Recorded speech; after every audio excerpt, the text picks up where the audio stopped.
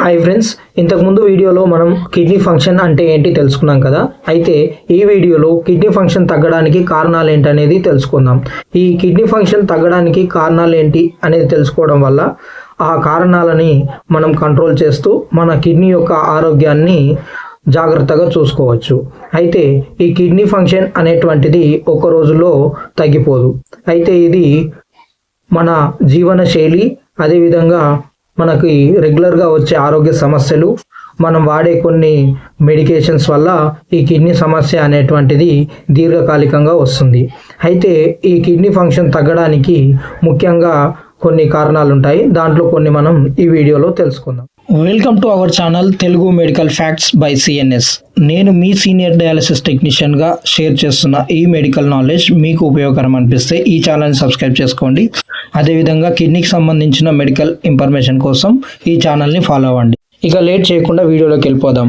అయితే kidney function తగ్గడానికి చాలా ముఖ్యమైన కారణాలలో మొదటిది డయాబెటీస్. ప్రపంచంలో ఎక్కువగా కిడ్నీ ఫెయిల్యూర్కి కారణం డయాబెటీస్.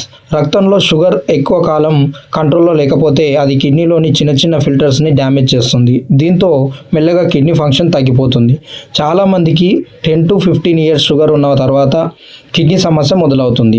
అందుకే డయాబెటీస్ ఉన్నవారు రెగ్యులర్గా చెకప్ చేసుకోవాలి. రెండవ పెద్ద కారణంగా హై బ్లడ్ ప్రెషర్ని చెప్పుకోవచ్చు. బీపీ తక్కువగా ఉండటం వల్ల కిడ్నీలోని రక్తనాళాలు నెమ్మదిగా డ్యామేజ్ అవుతాయి. ఇది ఎక్కువ కాలం కొనసాగితే కిడ్నీకి సరైన రక్త ప్రసరణ జరగదు. దీంతో కిడ్నీ ఫంక్షన్ మెల్లగా తగ్గిపోతుంది. అందుకే బీపీ కంట్రోల్ చేయడం చాలా ముఖ్యమైన విషయం.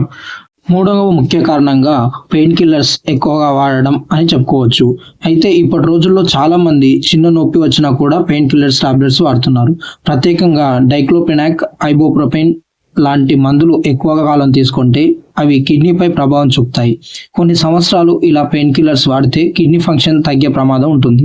అందుకే డాక్టర్ సలహా లేకుండా ఈ పెయిన్ కిల్లర్స్ వాడకుంటే ఇది నివారించవచ్చు. నాలుగవ ముఖ్య కారణంగా యూరినరీ ఇన్ఫెక్షన్స్ అని చెప్పుకోవచ్చు. కొన్నిసార్లు యూరినరీ ఇన్ఫెక్షన్ కూడా కిడ్నీ ఫంక్షన్ తగ్గడానికి కారణమవుతుంది. ఇన్ఫెక్షన్ వచ్చినప్పుడు ట్రీట్మెంట్ తీసుకోకపోతే ఆ ఇన్ఫెక్షన్ కిడ్నీ వరకు చేరి కిడ్నీ టిష్యూని డ్యామేజ్ చేస్తుంది. ఇది రిపీటెడ్గా జరిగితే మెల్లగా కిడ్నీ ఫంక్షన్ తగ్గిపోతుంది. ఐదవ కారణంగా కిడ్నీ స్టోన్ అని చెప్పుకోవచ్చు.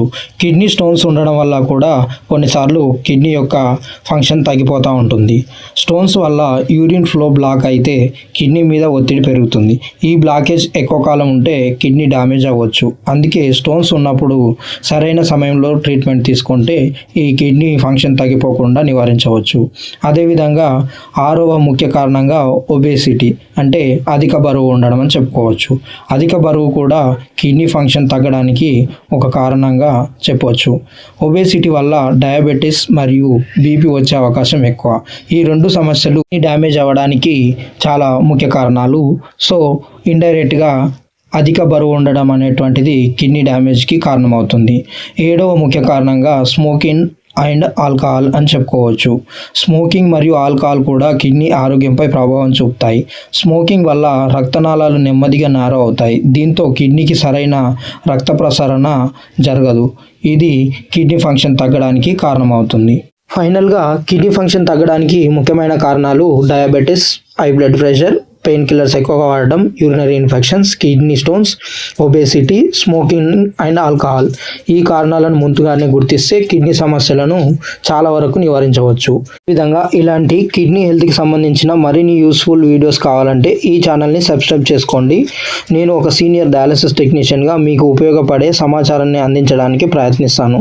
Thank you for watching.